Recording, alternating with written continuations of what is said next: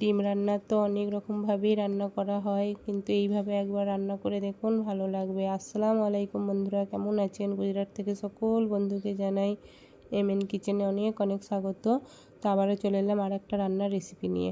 এখানে দেখুন ওভেনটা জেলে নিয়েছি, তাতে একটা পাতিল বসিয়ে পানি দিয়ে দিয়েছিলাম, তাতে ডিমগুলো দিয়ে ডিমগুলো সেদ্ধ করে নিলাম। এরপর ডিমগুলোর আমি খোলাটা ছাড়িয়ে নিচ্ছি। এই দেখুন ডিমগুলো সেদ্ধ হয়ে গিয়েছিলো, দিয়ে খোলাটা আমি ছাড়িয়ে নিচ্ছি। খোলাগুলো ছাড়ানো আমার হয়ে গেছে। এরপর আমি একটা অন্য পাত্র নিয়েছি, তাতে একটা গ্রেটার নিয়েছি, গ্রেটারের সাহায্যে আমি ডিমগুলোকে গ্রেট করে নিচ্ছি।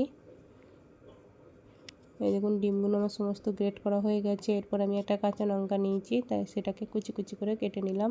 এরপর পেঁয়াজ কুচি দিলাম, 2 চামচ বেসন দিলাম, এরপর 1 চামচ কর্নফ্লাওয়ার দিলাম এবং 1 চিমটি খাবার সোডা, তারপর ধনে গুঁড়ো, হলুদ গুঁড়ো, লঙ্কার গুঁড়ো, জিরা গুঁড়ো ও তেল আর ধনে পাতা দিয়ে ভালো করে আমি সমস্ত কিছু একসাথে মিক্সড করে নেব।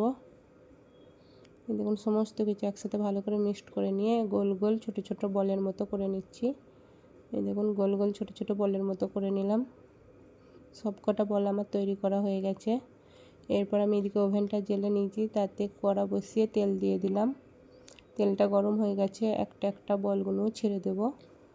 এই দেখুন একটা একটা করে আমি বলগুলোকে ছেড়ে দিচ্ছি এবং এই দিকের এক পিঠটা হয়ে গেছে।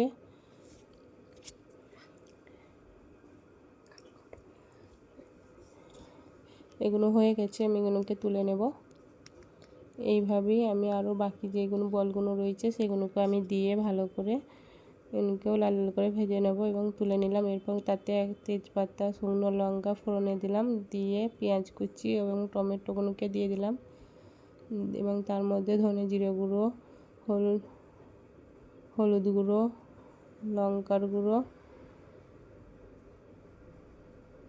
এবং পরিমাণ মতো লবণ দিয়ে আবারও সমস্ত কিছু ভালো করে মিক্সড করে নেব বা মশলাটাকে কষিয়ে নেব। এরপর আমি আদা রসুনের পেস্ট দিলাম, দিয়ে সমস্ত মশলাগুলোকে ভালো করে কষিয়ে নেব। এই দেখুন টমেটোটা গলে গেছে, মশলাটাও কষে গেছে, তেলটাও ছেড়ে গেছে এবং দারুণ সুন্দর কালারটাও এসেছে।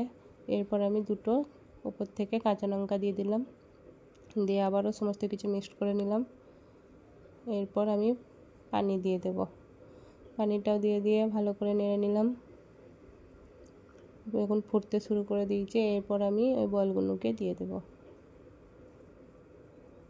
দিয়ে উপর থেকে ধনেপাতা দিয়ে দিলাম, দিয়ে আমি আরেকবার ভালো করে নেড়ে নেব। এদিকে দেখুন আমার রান্নাটা কমপ্লিট হয়ে গেছে এবং দেখতেও কত সুন্দর হয়েছে। তো যদি ভালো লাগে লাইক, কমেন্ট ও শেয়ার করবেন। ভালো থাকবেন, দোয়া করবেন। আল্লাহ হাফেজ।